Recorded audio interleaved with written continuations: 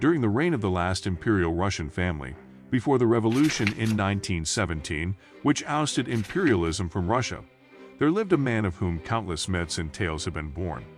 The family patriarch, Tsar Nicholas II, and his wife Tsarina Alexandra believed in the supernatural, and as such they called on this man to come and live with their family. The man in question is none other than the monk, Grigori Rasputin. Unsurprisingly enough, it turns out Rasputin was more than just an ordinary monk. He has been considered one of the most evil and vilest figures in history, leading many to call him the Devil Incarnate. But what could Rasputin have done for many to call him all these names? Well, strap your seatbelt and hold your holy watertight cause today. We're going to find out. Welcome to Crazy Histories, where we bring you the craziest, weirdest facts from human history. Join us today as we look at some shocking things about Rasputin you didn't know about. He joined a sex cult. His family and friends knew that something had definitely changed about Rasputin while he was in the forest, which is why most people believe he joined an outlawed cult called the KHlists. They were an offshoot of the Russian Orthodox Church that believed that they could only achieve salvation through committing sins. They would dance until they felt drunk on the Holy Spirit and immediately followed this feeling of ecstasy by having a massive orgy. As you might imagine, the Khlists were quite a popular underground group that a lot of Siberians wanted to join, because, well, it was probably the most interesting thing going on for these peasant potato farmers. When Rasputin returned to his home village, he began his own cult and continued to have sex with his congregation. If you're wondering why so many women in the village would have been willing to join this cult and cheat on their husbands, he was known for more than just his magic abilities. After he died, they preserved his penis because it had a reputation of its own. We're not going to show a picture of it, but let's just say it's abnormally large. Even some lady members of the aristocracy began to travel far and wide to join his group for the opportunity to sin with this popular monk. He earned quite a reputation for himself that spanned across all of Russia. He smelled terrible. According to testimonies from people who met Rasputin, he never bothered to bathe. Pieces of food were often seen hanging in his beard. He claimed that he went 6 months wearing the same underwear.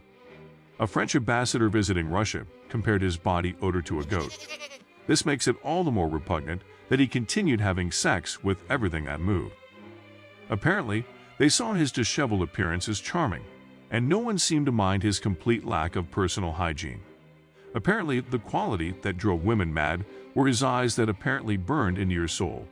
This was so strong that some believed that he had the ability to hypnotize people into doing his bidding with his eyes. He grew rich from the money and favors he got by healing wealthy Russians, but he also advertised that he would accept payment in the form of kisses, which must have been difficult, considering that he never brushed his teeth. He had devout disciples. Rasputin formed a fan base of women who were happy to show up to his apartment to listen to him speak. He wasn't just satisfied with his many female followers either. Secret police were sent on his tail, and they recorded that he hired prostitutes multiple times a day in between appointments. One of the most tragic stories of his devout followers was a beautiful woman named Olga Lakhina. She originally visited Rasputin for an excruciatingly painful intestinal neurasthenia. After he healed her, she became convinced that he was the second coming of Christ, and she wanted to be one of his disciples. She left her wealthy husband and children behind in order to move into Rasputin's apartment. This, of course, became a public scandal. It was reported in the newspapers, and the police monitored the situation closely. Lakhina demanded that anyone who visited Rasputin should address him as God. The longer she lived with him, the more she went insane. She was eventually sent to a mental institution. He was working with the devil. If you don't think taking advantage of women was evil enough, don't worry. It gets worse. In his journals, Rasputin wrote that he was in an ongoing inner battle with the devil. He would purposely seek out sinful situations in order to fight off the evil he could feel building up inside him. He would take women into bathhouses and perform a so-called ritual where he claimed the devil possessed him into beating prostitutes. Immediately after purging this sin, he would have sex with them. He claimed that he could actually see the devil standing right in front of him. Multiple people witnessed him screaming to himself in the streets at this invisible figure. 2 of the head priests in St. Petersburg cornered Rasputin and tried to give him an intervention. One of the bishops, a man named Hermogen, actually called him out for hurting so many women. He grabbed Rasputin's penis and screamed that he was the Antichrist. Then, they proceeded to beat him with a huge crucifix. Of course, Rasputin ran and told the Tsarina about what had happened, so those priests were banished from St. Petersburg. He was hated by everyone, including himself. By now, it shouldn't be surprising to learn that not everyone was drinking Rasputin's Kool-Aid. During the years he served as the royal advisor, he earned a lot of enemies. Plenty of men were unhappy with the fact that he went around sleeping with nearly every woman in Russia and claiming to be Jesus.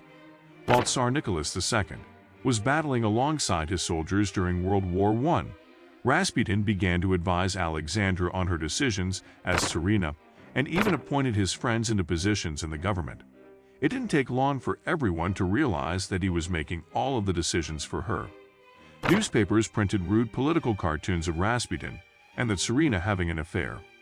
Empress Alexandra was born in Germany, and she was Queen Victoria's granddaughter.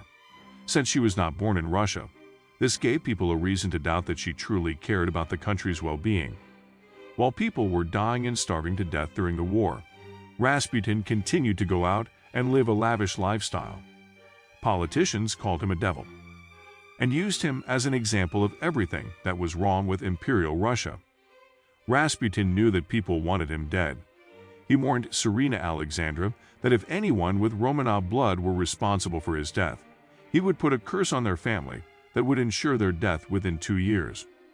He was impossible to kill. Since Rasputin had so many enemies, there were assassination attempts on his life on more than one occasion. The first time someone tried to kill him was a priest named Elidor, who believed that Rasputin was the Devil Incarnate. He found a prostitute who had been abused and had her nose cut off named Kiania Yusova and paid her to kill Rasputin.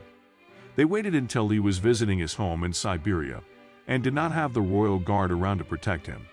Yusova stabbed him with a knife in the stomach and even went as far as to pull the intestines out of his body. Somehow, he survived this attack. The Empress was trying to keep her promise that no one in the Romanov family would be responsible for his death, but her nephew-in-law, Felix Yusupov, plotted to kill Rasputin before he could ruin the whole country. His plan was to lure Rasputin with an offer he couldn't refuse. He claimed that his gorgeous wife, Irina, was an infomaniac and needed his healing touch to cure her sex addiction. According to Yusupov, he staged a party at his home and invited Rasputin over for dinner. He laced all of his food and drink with cyanide. After hours of consuming enough poison to take down a herd of elephants, Yusupov got tired of waiting. He pulled out a gun and shot Rasputin in the heart. He rose from the dead. According to witnesses, Yusupov and his friends celebrated Rasputin's death after poisoning and shooting him in the chest. He seemed to be dead, but Yusupov felt paranoid. So he went to check on Rasputin's body, and he opened his eyes. Rasputin began to run into the courtyard. This time, Rasputin was shot multiple times, including a shot to the head, so there was no chance of survival. Then the men beat him with metal rods for good measure, tied up his body in a large bag, and tossed him into the freezing cold river. Even after all of this, the autopsy revealed that there was water in his lungs, which meant he was breathing, even after being shot in the head. Of course, critics believe that Yusupov exaggerated this story. With all that has been said, what do you think about Grigori Rasputin now? Which fact was the most shocking to you? Which other historical figures would you like us to talk about? Tell me your answers down in the comments section. Hope you enjoyed the video, and if you did, don't forget to like and subscribe. Also hit the bell as well so you don't miss any video, cause we have a lot more interesting things to come. See you soon.